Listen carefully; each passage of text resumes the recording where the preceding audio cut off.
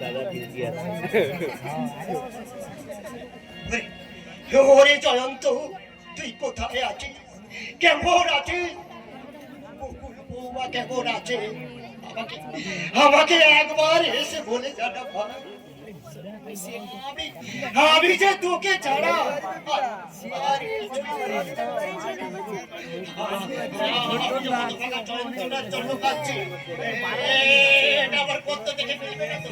এটা এটা হেমন্ত জানতে পারবে না তো? না না না, এখানে কেউ নেই, কেউ নেই।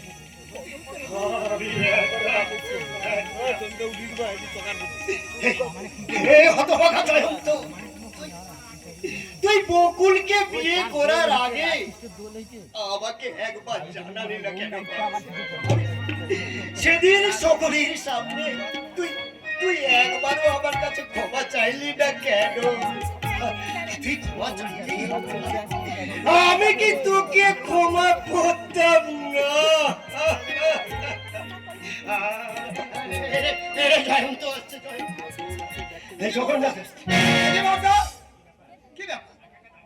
দাঁড়িয়ে কি ভাবছে? আমি ব্যবসার কথা ভাবছি, ব্যবসার কথা। কিন্তু আপনার চোখ দুটো যে জলে ঝাপসা হয়ে গেছে। হবেই তো, হবেই তো। একটু আগে আমার চোখে একটা পোকা পড়েছিল, আর তাই আমি রোগড়ে দুটো চোখে কি একটা পোকা বের করেছেন বর্তা? আমার দুটো চোখে দুটো পোকাই পড়েছে, আর সেই পোকা দুটো হলো জয়ন্তদা আর বকুল বৌদি। খবরদার, খবরদার যখন না ওই সর্দার তুই ওই রাষ্ট্রের দুটোর নাম আমার সামনে বড় ভাইকে না বলে বিয়ে, আবার ঘোমটা দিয়ে বউয়ের মুখটা ঢেকে রাখা। আমি সমাজের কাছে, আমাকে সংসারের কাছে ছোট করে দেব। তুই এখানে এসেছিস কেন? ষষ্ঠী তো, তাই মেজদাকে ডাকতে এসেছিলাম বড় বৌদি কাছে ফোঁটা নেবে বলে। তোর কথা শুনে বড় বৌদি কি বললো? ওটা বলেছিল। হ্যাঁ হ্যাঁ হ্যাঁ, কি বলবি? আমার নাম করে তুই বড় বৌদিকে বলবি বর্তা বলেছে সে যেন হেমন্তর কপালে ফোঁটাটা দেয়, আর কারোর কথা যেন না ভাবে। বড় বৌদিকে আমি বলেছিলাম, বড় বৌদি আজ তুমি মেজদার কপালে অশোক ষষ্ঠীর ফোঁটা দেবে, আর জয়ন্তদার বকুল বৌদির কথা ভেবে একদম কষ্ট পাবে না। তোর কথা শুনে কি বললো বৌদি? বললো কেন ওদের কথা ভাব? তুই যাদের কথা বলছিস আমি তাদের কথা মনে রাখিনি। ওটা একটা বাঁদর, আর ওর বউটারও তেজ কম না।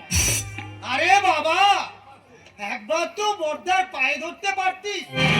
তুই দেখে নিস ওদের আমি একদম বাড়িতে ঢুকতে দেবো না, আর মুখ দর্শন আমি করবো। ঠিক কথা বলেছে, ঠিক কথা বলেছে, ঠিক ঠিক ঠিক কথা বলেছে।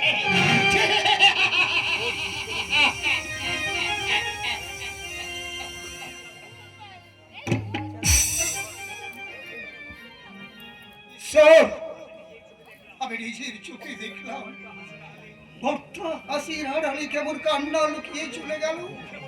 মুখে বলছে আমি জয়ন্তর কথা মনে রাখিনি, কিন্তু সর্বক্ষণ ভাবছে জয়ন্ত কোথায়, বৌমা কোথায়, কেমন আছে, কি করছে।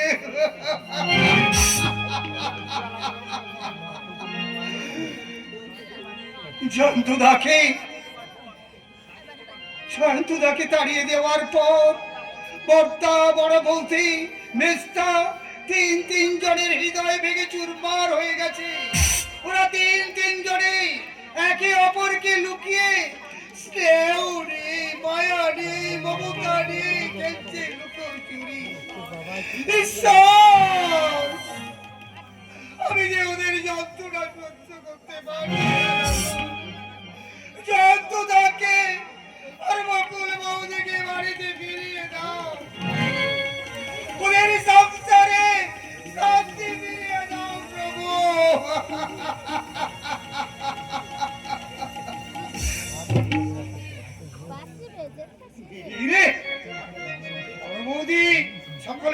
বৌদিকে এড়িয়ে জয়ন্তদার বকুল বৌদির উদ্দেশ্যে ফোঁটা দেওয়ার জন্য এইদিকে আসতে, আমি থাকলে বড় বৌদি লজ্জা পাবে।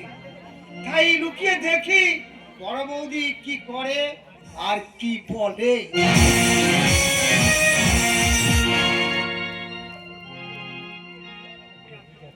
তোকে আর তোর বউকে ফোঁটা দেব বলে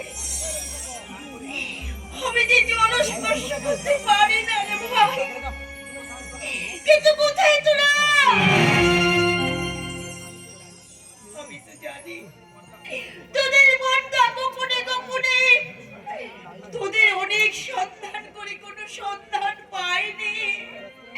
আমিও তো মেজো ঠাকুরকে বলেছি, মেজো ঠাকুর হোক যেখানে হোক যেমন করে হোক ওদের তোমার খুঁজে বের করতেই হবে। আমি অনেক চেষ্টা করেও তাদের কোনো সন্ধান পাইনি বৌদি।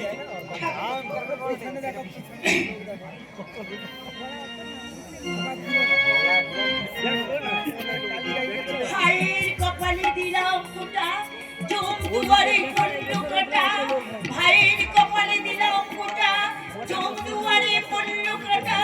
যমুনা নেই জমকে ফোঁটা, আমি দিই আমার ভাইকে ফোঁটা।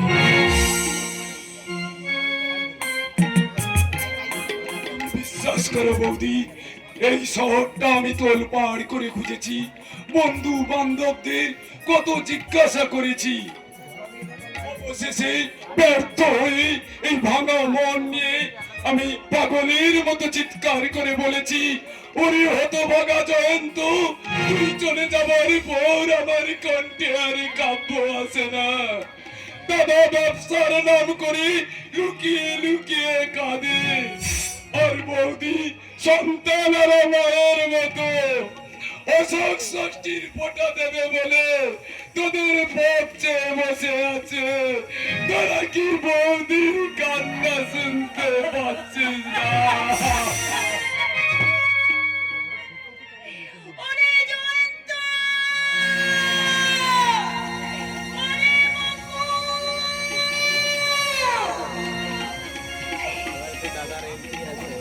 তোদের তোরা কোথায় রে?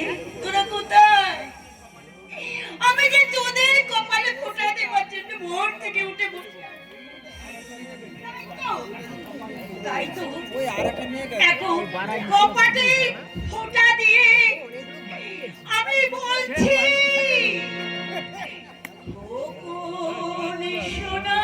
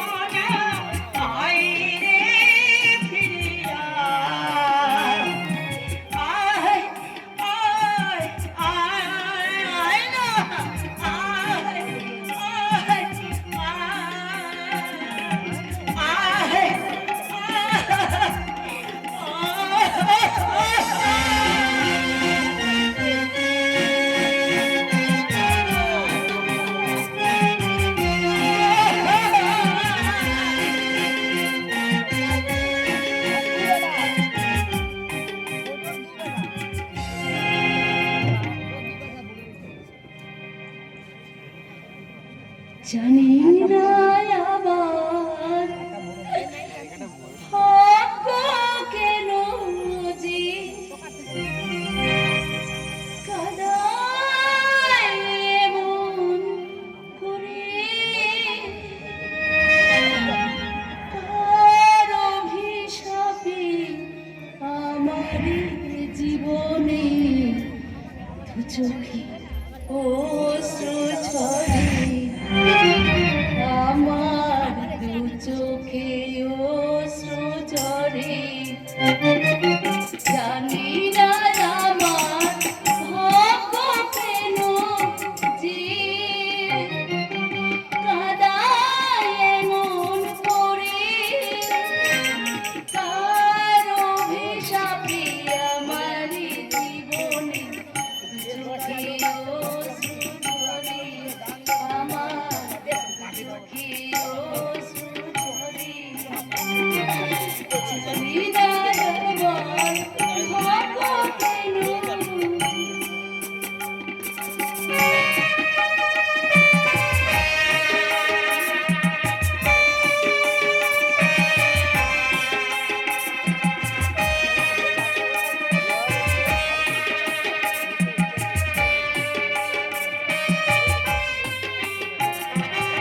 দূর হতে তাদের দেখবো আমি,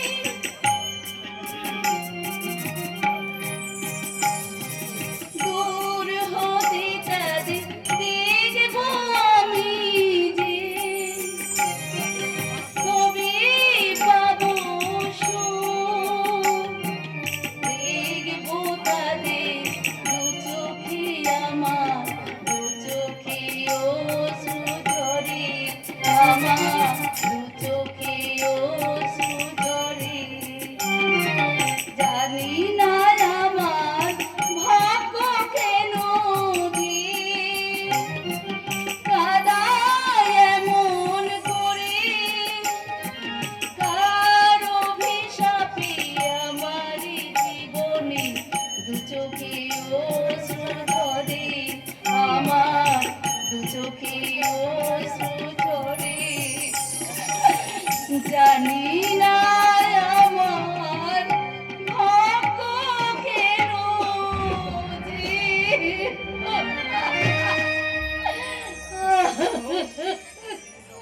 বকুল, নিজেকে অপরাধী সাজিয়ে তুমি এসেছো? কেন তুমি বারবার দুঃখের গান গাও? এটা আমার দুঃখের গান নয়, এই যে জীবন যন্ত্রণার গান। কিন্তু কি তোমার কি দোষ? তুমি তো কোনো অন্যায় করো। করেছি করেছি, ভীষণ অন্যায় করেছি, তোমাকে ভালোবেসে আমি ভীষণ অন্যায় করেছি। কি হলো? শোনো, আমার ভালোবাসার মর্যাদা দিতে গিয়ে তুমি এত বড় ছেলের বাড়ি ছেলে হয়ে তুমি এই আমাকে নিয়ে এই বস্তিতে নদীর ধারে স্যাঁতস্যাঁতে বাড়িতে তুমি বাস করছো। একই তোমার জলে যে কাপড়ে যাচ্ছে গো, জলে যে কাপড়ে যাচ্ছে। শোনো না, আজকে তোমার কাজে যেতে হবে না। না বললাম, কাজে আমাকে যেতেই হবে। অসুখে পড়ে এ মাসে অনেক কামাই হয়ে গেছে। তাছাড়া আচ্ছা মাইনে দিন হবে, মাইনে না পেলে এই বাড়ি ভাড়া মেটাবো কি করে? কিন্তু না না না, কোনো কিন্তু করো না বকুল, কোনো কিন্তু করো না। এই 1 বছর ছেড়ে সুমন্তের দুধের দাম, আর তার একটা নতুন জামা, আর সেই সঙ্গে ফুটে কয়লা থেকে শুরু করে চাল ডাল আনাজপত্র সবই তো কিনতে হবে।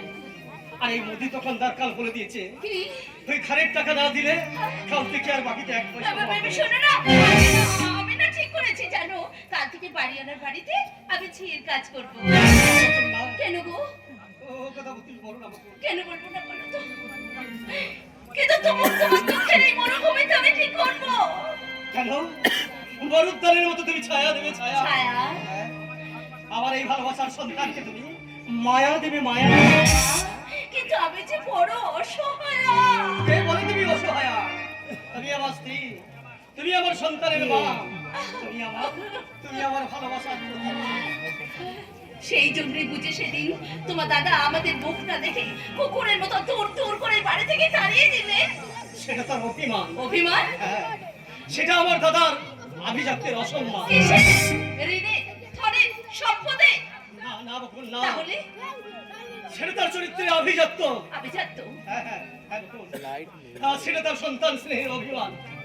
তুমি চাও না বকুল, আর আমি তো জানি আমার বর্তা বড় বৌদি বড় বৌদ ভালো করেছি রে।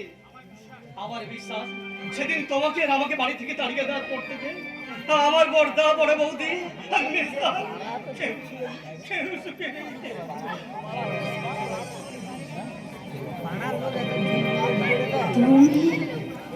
আমার